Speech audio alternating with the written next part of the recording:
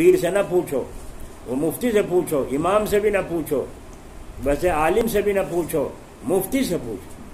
فتوے کا حق مفتی کو ہے، اس کی نظر سارے پہلوؤں پر ہوتی ہے۔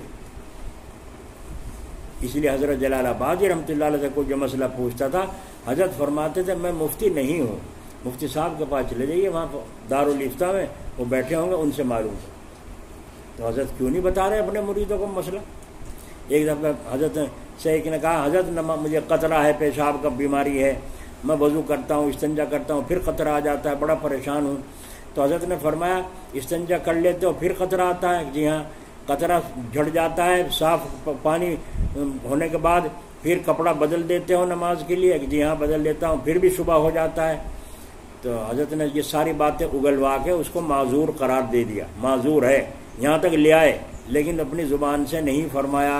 حضرت علامہ رفیق صاحب رحمۃ اللہ علیہ وہاں بیٹھے تھے، تو ان سے کہا مولوی صاحب آپ ان کو مسئلہ بتا دیجیے۔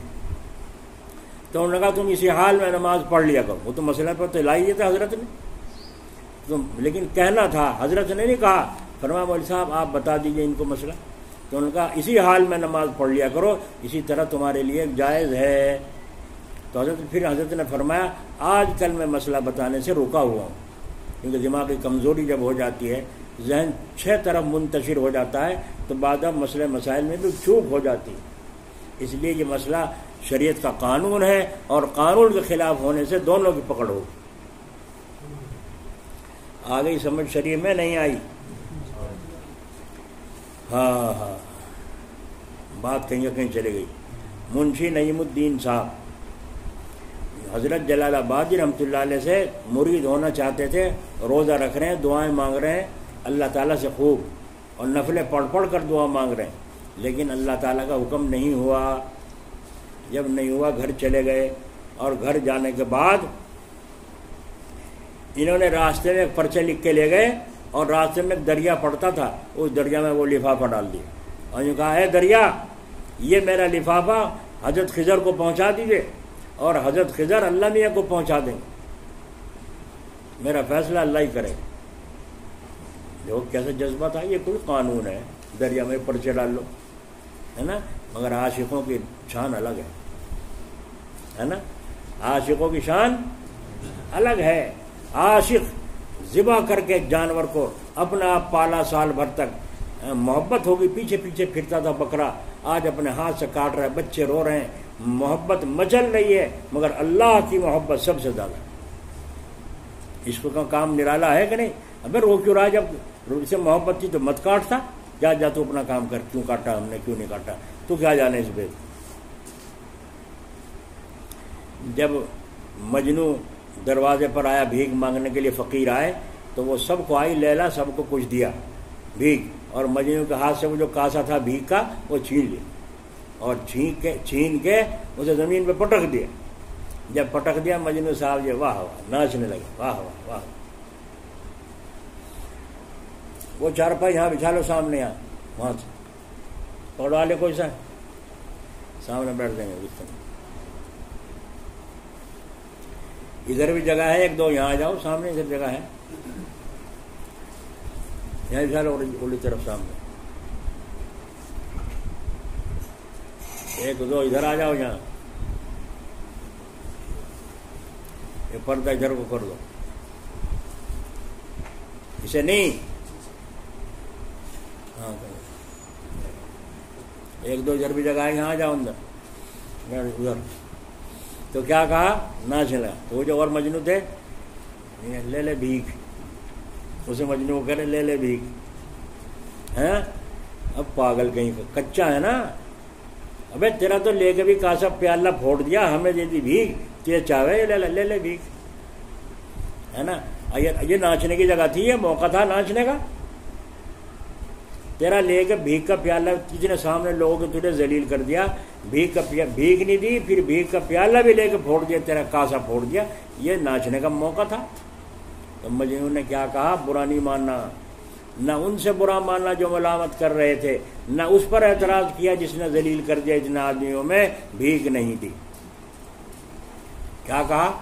بولا مجنوں کہ تم میں کوئی عاشق نہیں، صحیح کہا، بولا تم میں مجنوں کو کوئی عاشق نہیں، اور عاشقوں کی رمز سے تم واقف نہیں۔ تم کیا جانو میں کیوں جھوما ہوں، میں کیوں ناچ رہا ہوں؟ اس کی نظر میرے پہ خاص ہے، جبھی تو میرا لے کے پھینکا ہے، تمہیں دے کے ٹال دیا، جاؤ۔ اور مجھے روک لیا تاکہ میں ناچتا رہوں اور اسے دیکھتا رہوں، وہ مجھے دیکھتی رہے۔ تم کیا جانو اس بھید کو؟ تو تم کیا جانو اس ولی کا جس کے پاس کچھ بھی نہیں، اور رات کو اللہ سے دعا کی، صبح کو 25,000 اللہ نے بھیج دیے، 35,000، اور صبح کو اس کو بلا کر کے اس مرید بھی نہیں ہے اس کو دے دیے، لو بھائی جاؤ، اللہ نے تمہارا انتظام کر دیا۔ یہ بھی نہیں کہ کوئی پلاٹ لکھوا لو، کو کاغذ پر انگوٹھا لگوا لو، کہیں وہاں سے لگوا لو، اس کے لیے دیے ہیں، وہ دے گا۔ یہ بھی نہیں کہ پھر یہ واپس دے گا کہ نہیں دے گا، اللہ کے لیے دے دیا۔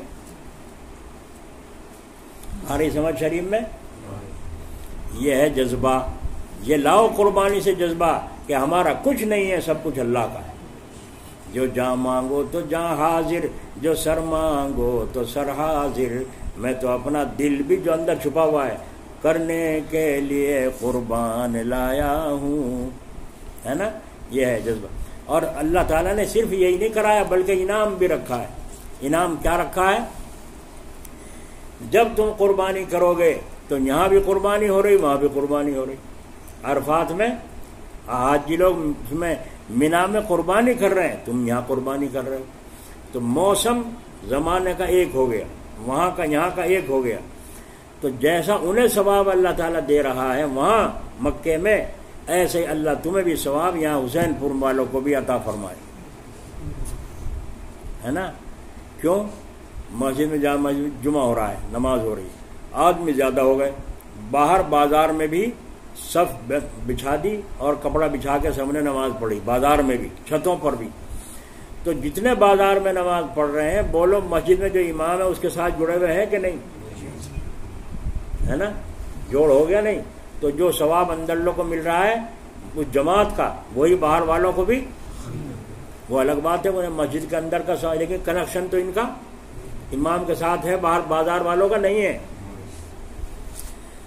اور حدیث شریف میں فرمایا، جب حاجی لوگ وہاں جا کے جو کہتے ہیں لبیک اللہم لبیک لبیک لا شریک لک لبیک ان الحمد والنعمت لک والملک لا شریک لک، جب یہ پڑھتے ہیں تو ان کی آواز کو سن کر مکان، در و دیوار، پہاڑ وہ پڑھتے ہیں، ان کی سن کے ان کے برابر والے پڑھتے ہیں، اور ان کی سن کر ان کے برابر والے پڑھتے ہیں، یہاں تک کہ وہ لبیک کا سلسلہ پورے عالم میں گونج جاتا ہے۔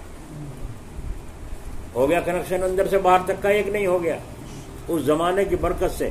تو جب تم یہاں قربانی کرو گے تو جیسے وہاں حاجی قربانی کرنے والوں کو ثواب مل رہا ہے، اللہ تمہیں بھی ثواب وہی عطا فرمائے گا۔ اسی لیے حکم یہ ہے بال نہ کٹواؤ، چاند دکھتے ہی بال بند، ناخن بند۔ اب جب قربانی کر لو تو وہ حاجی بھی اب حلال ہوں گے، تم بھی اب حلال ہو جائیں، تم بھی اپنے بال کٹوا لو تاکہ حاجیوں کے ثواب میں تم بھی شامل ہو جاؤ۔ کتنا بڑا نفع۔ اور لیجئے، حضرت ابراہیم علیہ السلام کو اللہ تعالیٰ نے قربانی کا حکم دیا تھا، تو جانور کی مانگی تھی بیٹے کی؟ بولو بھائی، بیٹے کی مانگی تھی قربانی، اور آپ نے بیٹے کی قربانی دی تھی یا نہیں دی تھی؟ آنکھوں میں پٹی باندھ کے بیٹے کو نیچے لٹا کے اور چھری دانت بھینچ کے، مگر وہ چھری کاٹنے کو تیار نہیں۔ جب زیادہ پریشان کر دیا چھری نے، خون نہیں نکل رہا، تو آپ نے اس کو یوں نوک کر کے حلق میں دے کے اور یوں پورا زور لگا دیا تاکہ حلق میں کسی طرح اتر جائے، ذرا سا بھی خون نکل جائے تو میرا کام بن جائے۔ لیکن چھری وہ جو دستہ تھا اس کا، لکڑی کا دستہ تھا، وہ چھری سمٹ کے یہاں گھس گئی اندر، باہر لکڑی رہ گئی، چھری اندر گھس گئی۔ آپ نے جب کہا کمبخت چھری تجھے ہو کیا گیا ہے، تو بال نہیں کاٹی، کیسی چھری ہے، تیرا کام کاٹنا ہے، پھر کیوں نہیں کاٹتی؟ انہوں نے کہا ہے اللہ کے نبی مجھ پر غصہ نہ کرو، تم ایک دفعہ کہتے ہو کاٹ، رب 70 دفعہ کہتا ہے مت کاٹ۔ اللہ تعالیٰ یوں کہہ رہا ہے اگر تو نے بال بھی ذرا سا کاٹ دیا جہنم میں پھینک دوں گا۔ یہ چھری اندر گھس گئی، فرم میری ہمت نہیں ہے میں رواں کاٹ سکوں، رواں بھی کاٹ سکوں، تو چھری کاٹتی ہے، کاٹنے کا اس کا کام ہے، مگر جب اللہ چاہتا ہے۔ وما تشاءون الا ان یشاء، جب وہ چاہتا ہے جب کاٹے گی. سمجھ میں آئی سمجھ میں؟ کیا آئی؟ دوا جب کامیاب ہوگی جب اللہ چاہے گا. یہ تو نکلا مسئلہ. تو جب اللہ کے قبضے میں ہے دوا میں کھا رہا ہوں، ڈاکٹر میرا، دوا میری، پرہیز میرا، پھر ٹھیک نہیں. اللہ جب اچھا تو معلوم ہے کہ وہاں بھی درخواست لگانی پڑے گی، اے اللہ اس دوا کو بہانہ بنا، اے اللہ اس دوا کو بہانہ بنا. ضروری ہو گئی دعا، نہیں ہو گئی. ایک یہ تو حضرت ابراہیم علیہ السلام کو اللہ تعالیٰ نے جب انہوں نے پھر اس کو ہاتھ چلایا، قربانی چھری کو کھینچی اور پھر زور لگائے تو خون بہہ گیا. کیا ہوا؟ اب دیکھا تو دمبا کٹا پڑا ہے. آپ نے فرمایا اے اللہ یہ تیری شان عجیب ہے، تیرا حکم ہے، تو نے جو چاہا، بیٹے کا حکم دیا ہم نے تو حاضر کر دیا، پھر تو نے کہا دمبا ذبح کرو، ہم نے دمبا ذبح کر دیا. تو اس کو فرماتے ہیں یہاں سے تکبیر بڑی عجیب ہے. یہ جب اللہ نے فرمایا قد صدقت الرؤیا، میرے خلیل نے اپنا خواب سچ کر دکھایا، اور لے کر کے جوڑ لگا رہے ہیں، وہاں کھنچتانی ہو رہی ذبح کرنے کے لیے. اللہ تعالیٰ نے جبرائیل جنت سے دمبا لے جاؤ، جلدی سے جا کے ذبح کرواؤ تاکہ میرا اسماعیل بچ جائے. اب لے کے جبرائیل بھاگے، اور ان کو بھاگنے میں کیا کمی؟ وہ تو ایک پیر رکھے بیچ میں، ایک پیر رکھے یہاں زمین پہ آسمان سے. ان کے 600 تو ان کے بازو ہیں جیسے پہلے بتایا گیا تھا. تو حضرت جبرائیل السلام دمبا لے کے چلے اور ادھر دیکھ رہے ہیں نقشہ اللہ کے خلیل کا کتنے زور لگ رہے ہیں. تو آپ نے کہا ان کی توجہ اس سے ہٹاؤں تاکہ میری طرف توجہ کریں اور ہاتھ ڈھیلا پڑ جائے، اتنے میں وہاں پہنچوں. تو آپ نے کہا اللہ اکبر اللہ اکبر. اب کان میں جو خلیل اللہ کی آواز آئی اللہ اکبر اللہ اکبر، تو آپ نے فرمایا لا الہ الا اللہ واللہ اکبر، لا الہ الا اللہ اللہ اکبر اللہ اکبر. تو آپ نے کہا لا الہ الا اللہ واللہ اکبر. ابراہیم علیہ السلام نے یہ کہا. جب کان میں آواز پڑی دونوں کی، حضرت اسماعیل علیہ السلام نیچے پڑے ہوئے تھے، تو انہوں نے فرمایا اللہ اکبر وللہ الحمد. اللہ اکبر اللہ اکبر لا الہ الا اللہ واللہ اکبر. تو بیٹا کیا کہہ رہا ہے؟ اللہ اکبر وللہ الحمد. اتنے میں جبرائیل السلام آ گئے، ہاتھ رک گیا، ذبح ہو گیا. اللہ کو اس وقت میں ان تینوں کی یہ بے چینی کا عالم، اس قربانی میں بھاگ دوڑ ان کی جو ہو رہی تھی اور اللہ کا نام لے رہے تھے، اللہ کو اتنا محبوب ہوا. لاڈلے نبی صلی اللہ علیہ وسلم کی امت کو بھی عطا فرمایا کہ تم بھی 9 تاریخ کی صبح سے لے کر اس دن قربانی ہوتی ہے اور 13 تاریخ کی عصر تک تکبیر پڑھا کرو. ہر فرض نماز کے بعد عورتیں آہستہ، مرد بلند آواز سے اللہ اکبر لا الہ الا اللہ واللہ اکبر وللہ الحمد. ہر فرض نماز کے بعد جو ہے یہ تکبیر پڑھنا واجب ہے. کیا ہے؟ ایک مرتبہ پڑھنا واجب ہے، ضروری، اور 3 دفعہ پڑھنا سنت ہے. آہستہ سے پڑھنا، تو ایک دفعہ زور سے پڑھنا یہ واجب ہے، اور عورتیں آہستہ آہستہ پڑھیں ہر فرض نماز کا. اور اب بھی پڑھتے رہیں چلتے پھرتے، کیونکہ اس کلمے اللہ اکبر لا الہ الا اللہ کا ورد ان 10 دنوں میں بڑا عجیب اثر رکھتا ہے. تو اور سبحان اللہ والحمد للہ لا الہ الا اللہ اللہ اکبر، اس کو پڑھیں، ورد رکھیں زیادہ. میں نے کہا تھا جمعے میں بعض بزرگان دن میں بھی پڑھتے تھے، کیونکہ بعض بزرگوں نے لکھا ہے پہلے علماء نے اللہ اکبر وہ کیا ہے لبیک اللہم لبیک. اس طرح ایک دفعہ حضرت مدنی رحمت اللہ علیہ بیٹھے ہوئے تھے، تو حج کے دن تھے، یہی حج کے دن تھے. تو جب حاجی جا رہے تھے عرفات کے دن، عرفہ کے دن، عرفہ کا دن تھا، تو حضرت مدنی رحمت اللہ علیہ ایک دم جوش میں اٹھے لبیک اللہم. جنہیں سے دھیان آیا میں وہیں ہوں، جنہیں میں وہیں ہوں، وہی پڑھنا شروع کر دیا. تو اگر ہمارا ایسا جذبہ نہیں تو جذبہ پیدا کرنا چاہیے، نہیں کرنا چاہیے. کبھی کبھی پڑھتے رہو، چلے جا رہے ہیں اللہ لبیک اللہم. کیا خبر اس طرح لبیک پڑھنے کی برکت سے آئندہ سال اللہ تعالیٰ آپ کو بھی وہاں جانے کی توفیق عطا فرمائے. پسند آ جائے تمہاری یادہ حاضر ہوں آ رہا ہوں، اللہ کہنے اچھا تو آئی جب، ہے نا. تو یہ ادا ہے. تو اس طریقے سے ابراہیم علیہ السلام کو جو ثواب ملا وہ تو اللہ نے بدلوا دیا، ورنہ تو انہوں نے قربانی تو بیٹے کی دی تھی. تو بیٹے کی قربانی کرنے کا ثواب حضرت ابراہیم علیہ السلام کو ملا، اور حضور نے فرمایا یہ تمہارے باپ ابراہیم کی سنت ہے قربانی، تو باپ کو ثواب ملا تھا بیٹے کا، تو اللہ ہمیں بکرا اور یہ دمبا یہ کرنے کی برکت سے اس کی عوض میں اللہ ہمیں وہی ثواب دیں گے جیسا کہ اولاد کو، ایک بیٹے کو اللہ کے نام پر ذبح کر دیا۔ بولو کتنا بڑا نفع ہے۔ ہر بال کے بدلے میں ایک نیکی، گنو بیٹھ کے، ایک ٹانگ کے دے دو کسی کو بکری، لے بھائی گن کے بتا، ایک مہینے میں بتائیے، ہے نا، ایک ٹانگ کے بھی نہیں گن سکتا۔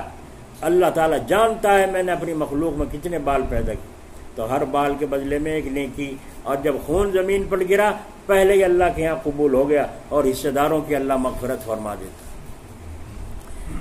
اور قیامت کے یہ ساری، ایک اور مسئلہ سن لو، کیونکہ جی ہمارے تو 7 حصے پورا ہو گئے تھے پچھلے سال، اب کہ کس کے نام کا لیں، یہ یوں سمجھ رہا ہے ایک جھوٹا تیار ہو گیا، بس وہاں پل 7 پہ لے جانے کو مجھے، وہ تو تیار ہو گیا، اب کس کا لوں؟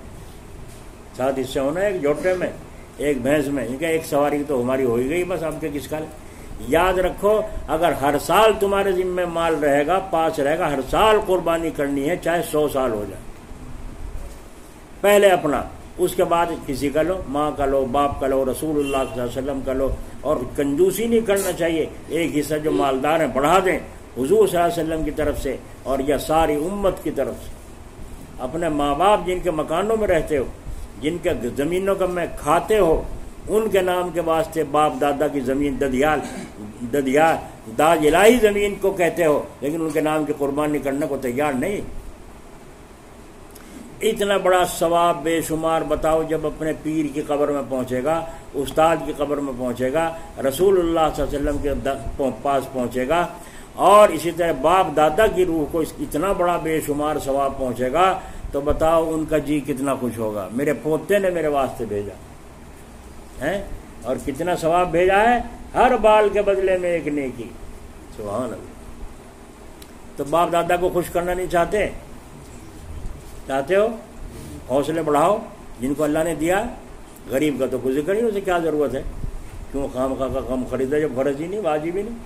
ہم حج بیت اللہ کو جانے کا جذبہ رکھتے تھے، بہت روتے تھے، رات تو دنوں دعا کرتے، ایک جنون سوار تھا، تو میں نے سوچا پاسپورٹ بنوا لیا، اب پھر انتظام کچھ نہیں، پھر سوچا اب کیسے کروں، پھر دماغ میں بمبئی تک کا تو کرایہ ہے ہی، بمبئی تک کرایہ سے پہنچ جاؤں، وہاں جا کے پھر دعا کروں گا اللہ کوئی آگے انتظام کرے، یہ سوچ بتاؤں گا کوئی سیٹ خالی آ جائے اس میں بیٹھ جائیں، تو میں نے کہا پھر آ جاؤں، بس پریشان دماغ، لیکن اپنا جذبہ ہے نا، اور پیر جو بنا رکھا اسے پوچھو نہیں، تو پھر تو بھائی پیر کہیں کا کہیں پڑیں گے، یہ پریشانی رو۔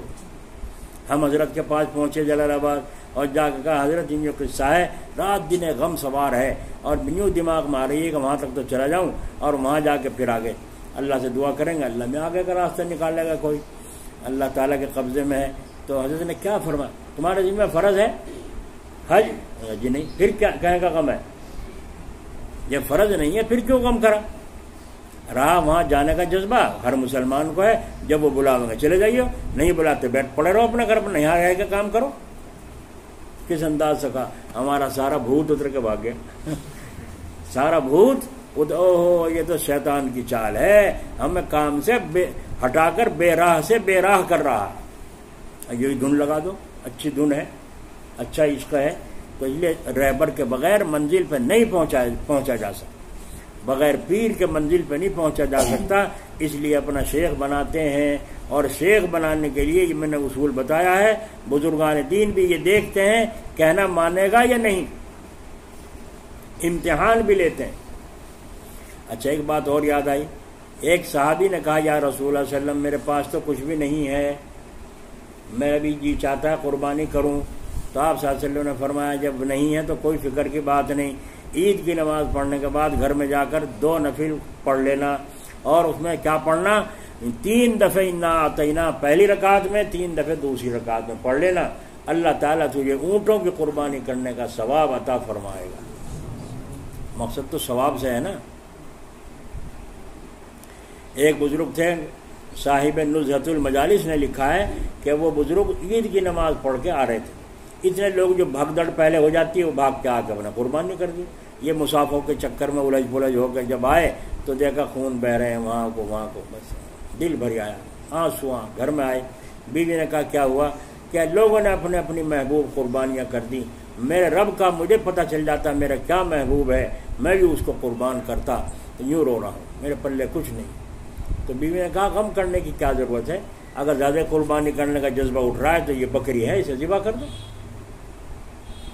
انہوں نے کہا پھر بچوں کا کیا ہوگا؟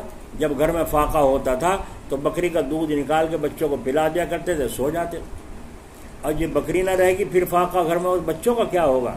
تو بیوی نے کہا بچوں کا پھر اللہ مالک ہے، رازق تو وہی ہے، تمہارا جذبہ تو پورا، یہ تمہارا دکھ نہیں دیکھا جاتا تو کر دو ذبح، کہاں کر دو۔ تو بیوی نے کہا ذرا وہاں لے جا کے کریو، پر ایک ہماری آنکھوں کے سامنے، ہم دیکھیں گے تو ہمیں دکھ ہوگا، تکلیف ہوگی، کیونکہ اسی پر گزارا تھا، وہ ختم ہو رہی ہے آج۔ ہائے ہائے ہائے، کیا عجیب بات۔ حضرت مولانا رشید صاحب گنگوہی اللہ ان کی قبر پر رحمت فرمائے، یاد رکھنا بات کہاں چھوڑی ہے۔ جب پڑھ کر گھر پہنچے تو ماں نے یوں کہا، ماں نے بیٹا اگر یہ بھینس نہ ہوتی تو ہم بھوک کے مر گئے، یہ بھینس نہ ہوتی تو ہم بھوک کے مر جاتے، اس کا دودھ بکتا، اس کا آمدنی سے گھر چل رہا تھا، تم تو پڑھنے میں تھے جی، تمہارا ابا تھے نہیں، اب کیسے ہوتا، گزارا اس طرح سے ہوا، اگر یہ بھینس نہ ہوتی تو ہم بھوک کے مر جاتے۔ تو آپ نے فرمایا ہاں ٹھیک ہے چپ، لیکن دل میں خیال ہو اماں نے تو بھینس کو معبود بنا رکھا، اماں نے تو بھینس کو نمازی ہے، لیکن دھیان نہیں گیا ادھر۔ حضرت دن میں پہنچے وہاں جہاں وہ لینڈے میں چگنے جایا کرتی تھی، پہلے لینڈے چگا کرتے تھے، وہاں جا کر کے قصائی سے بات کر کے اسے فروخت کر دی، اور فروخت کر کے فوراً کٹوا کے گوشت گھر لے آئے اور لا کے کہا اماں لو گوشت پکایا کھایا، اماں گوشت کیسا ہے؟ بڑا مزیدار ہے بھائی، بڑا چربیدار ہے، بڑا اچھا ہے بہت۔ خیر شام ہو گئی، بھینس نہیں آئی، تو اماں دیکھ رہی بار بار بھینس نہیں آئی، بھینس دروازے، جب دن چھپنے کو ہو گیا، ارے دیکھیے رشید احمد بھینس نہیں آئی، تو آپ نے فرمایا کیا کرو گی بھینس کا؟ فرمایا کیا کرو گی؟ ارے بھینس کی نہیں آئی ہماری، دیکھ اسے دیکھ جا کے۔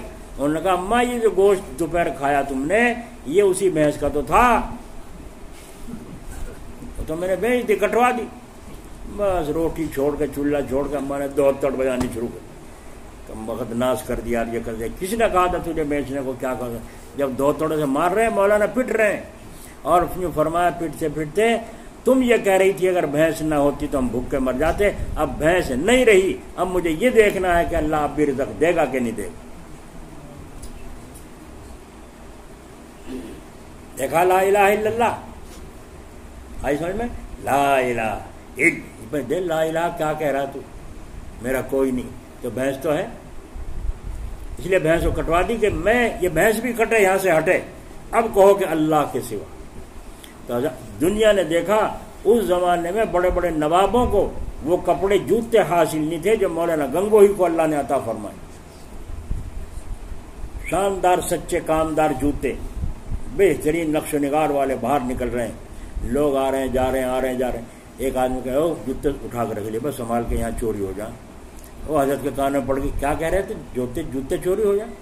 ہاں حضرت جوتے چوری ہو جاتے ہیں۔ تو پوچھا بھائی جوتے؟ ہاں جی حضرت بہت چوری، جوتوں کی رواج بہت دور تک ہے، مسجدوں میں جوتے چوری ہونا اور اس میں غسل خانوں میں ہگنا، یہ ہمارے ہندوستان کی پاکستان کی کا عجیب رواج ہے۔ غسل خانوں میں ہگ دیں گے لوگ، پیشاب خانوں میں ہگ دیں گے، جوتے چوری کر لیں گے۔ تو وہاں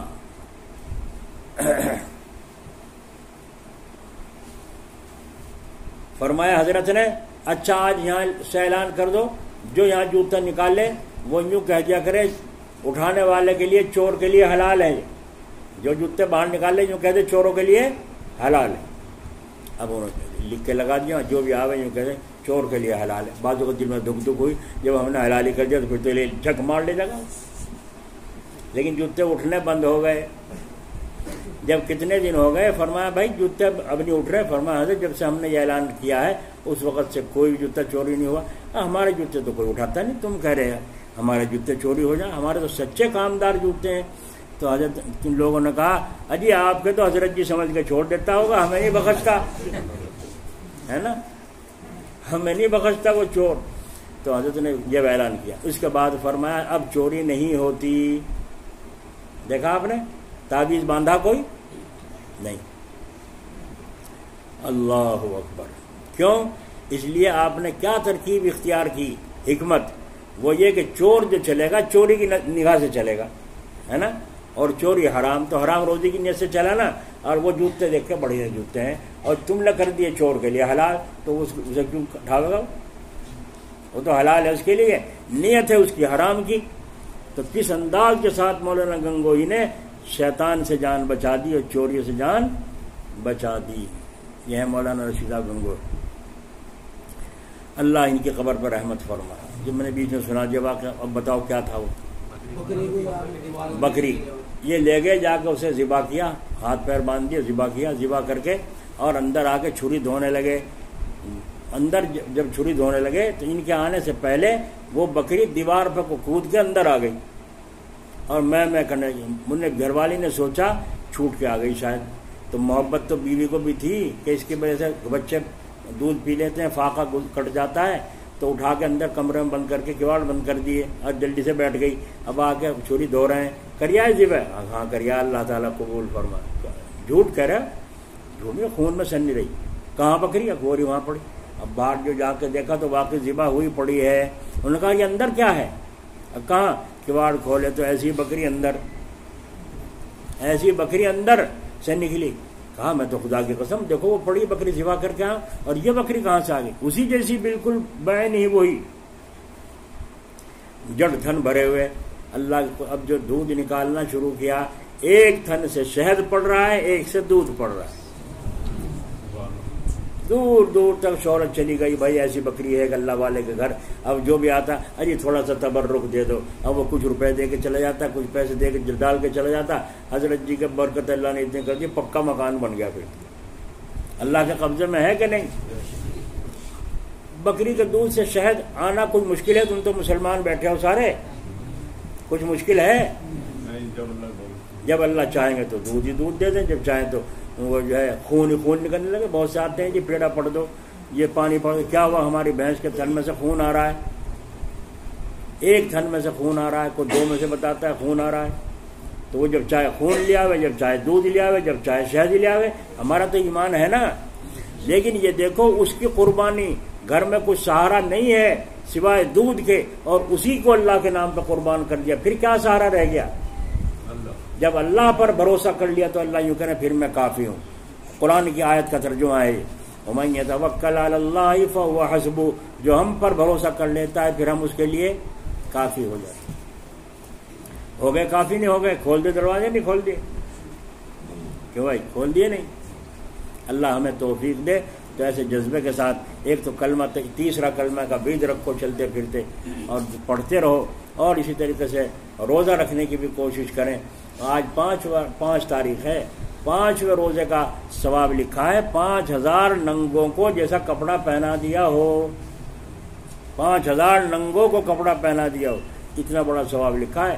اور 1 سال کے روزوں کا تو ثواب جو ہے صاف حدیثوں میں آیا ہے. جو میں جمعہ میں خطبہ پڑھا تھا اس میں حدیث شریف گزری ہے. 1 سال کے روزوں کا ثواب اللہ تعالیٰ عطا فرماتا. اور عرفے کا جب دن آئے گا تو کہیں لکھا ہے 1000 روزوں کا ثواب. ورنہ یوں فرمائے 1 سال کے اگلے، 1 سال کے پچھلے گناہوں کا صفایا اللہ تعالیٰ کر دیتے. عرفے کا روزہ، تو عرفے کا روزہ کیا ہے؟ عاشقوں کا روزہ ہے. اس دن عاشقوں کا روزہ، ادھر حاجی لوگ لگے ہوئے ہیں. اور اچھا ایک بات اور ہے، وہاں کی یہاں کی تاریخ میں فرق ہو جاتا ہے، ہوتا رہتا ہے. بعض دفعہ 1 دن کا، بعض دفعہ 2 دن، 1 تاریخ کا تو فرق ہے ہی. 2.5 گھنٹے کا تو ویسے ہی فرق ہے. اب یہاں بیٹھے ہیں، کہیں شام ہو رہی ہے، کہیں رات ہو رہی ہے، تو سب جگہ یہ کیسے ہو سکتا ہے؟ اب اس کا ترکیب یہ ہے، ہمارے یہاں 9 تاریخ جون سے دن کے بیٹھے گی، ہمارے لیے وہی حکم ہے. سمجھ میں آئی؟ اگر مکے میں اب نماز ہو رہی ہو فجر کی تو ہم فجر کی تھوڑے پڑھیں گے؟ ہمارے ہاں تو ظہر کی ہو رہی ہے، ہم ظہر پڑھیں گے. نہیں سمجھ میں آئی؟ اللہ تعالیٰ اپنے فضل و کرم سے ہمیں سمجھ عطا فرمائے اور توفیق نصیب فرمائے. عفان کہاں ہے؟ آ گیا. اور 9 تاریخ سے میں نے بتایا اللہ اکبر، اللہ اکبر، لا الہ الا اللہ، واللہ اکبر، اللہ اکبر، وللہ الحمد. یہ یاد کر لیں، زور سے پڑھیں، مردوں کی طرح. مردوں کی طرح پڑھیں گے، مردوں کی؟ اچھا پڑھ کے دکھاؤ کیسے پڑھو.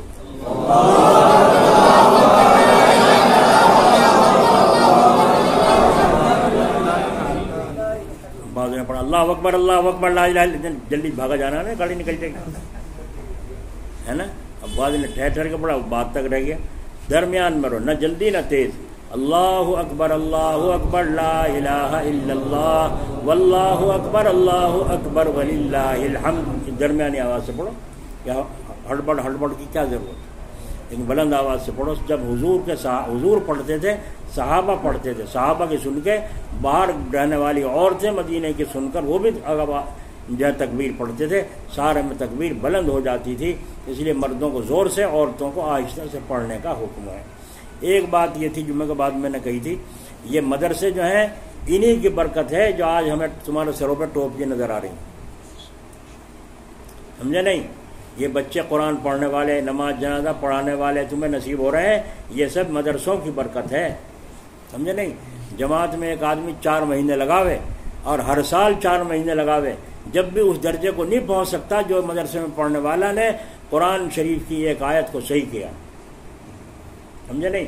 جیسا اس نے پڑھ رکھا ویسے ہی پڑھاوے گا وہ جماعت میں، اور جا کے پڑھا کہنا الحمدللہ الحمدللہ.